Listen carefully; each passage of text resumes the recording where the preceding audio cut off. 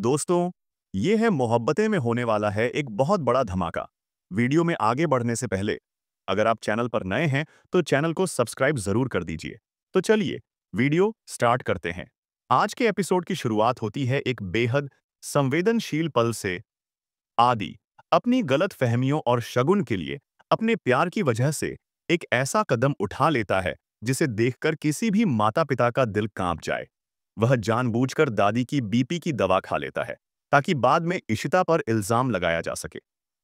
दवा खाने के बाद उसके चेहरे पर एक ही बात घूम रही है, मैं अपनी मम्मी के लिए कुछ भी कर सकता हूं। उधर इशिता को बिल्कुल अंदाजा भी नहीं है कि क्या होने वाला है। घर में सब हंसी मजाक कर रहे होते हैं कि तभी रोमी कमरे में घुसकर चिल्लाता है, आदि को कुछ हो गया, जल्दी आओ। इशिता और रमन दोनों के चेहरे का रंग उड़ जाता है।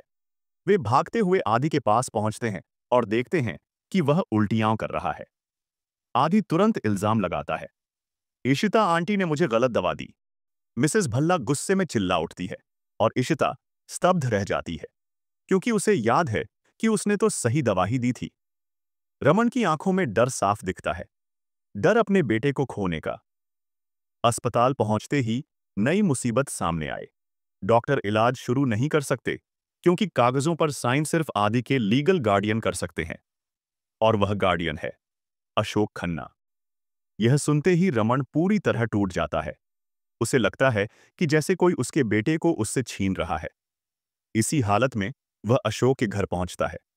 पहली बार रमन, जो कभी किसी के सामने झुकता नहीं, आज हाथ जोड़कर कहता है, मेरे बेटे की जान का सवाल है, बस चलो प्लीज। लेकिन अशोक के दिल पर जैसे ताला लगा हो। वह ठंडेपन से मना कर देता है। रमन का चेहरा उस पल बिल्कुल बिखर जाता है, गुस्सा भी, बेबसी भी और दर्द भी।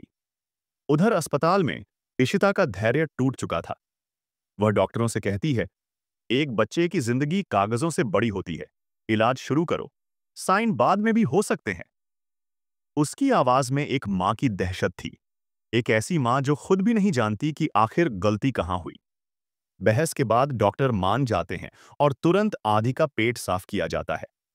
इशिता बाहर खड़ी रोते हुए भगवान से बस यही कहती है, अगर आदि को कुछ हो गया तो मैं खुद को कभी माफ नहीं कर पाऊंगी। इलाज पूरा होते ही रमन दौड़ कर आता है। तभी वह देखता है मिसेस भल्ला फिर इशिता को दोष दे रही है। और यहीं पर पहली बार रमन ऊंची आवाज में अपनी मां को रोकता है। वह कहता है, मम्मी, गलती आपकी है, दवाएं आपको संभालनी थीं। इशिता इस घर के लिए जो कर रही है वह कोई और नहीं कर सकता। इशिता यह सुनकर चुपचाप रमन की तरफ देखती है। उस पल में दोनों के बीच एक गहरी समझ दिखाई देती है, जैसे रमन कह रहा हो, मैं हूं तुम्हारे साथ। आदि होश में आता है और रमन उसका हाथ पकड़कर रोते हुए कहता है, पापा यहां हैं, अब तुम ठीक हो। ईशिता कमरे के बाहर खड़ी सब देख रही होती है। उसकी आंखें नम हैं, पर दिल में राहत है, क्योंकि आज आदि बच गया और रमन पहली बार खुलकर उसका साथ खड़ा था।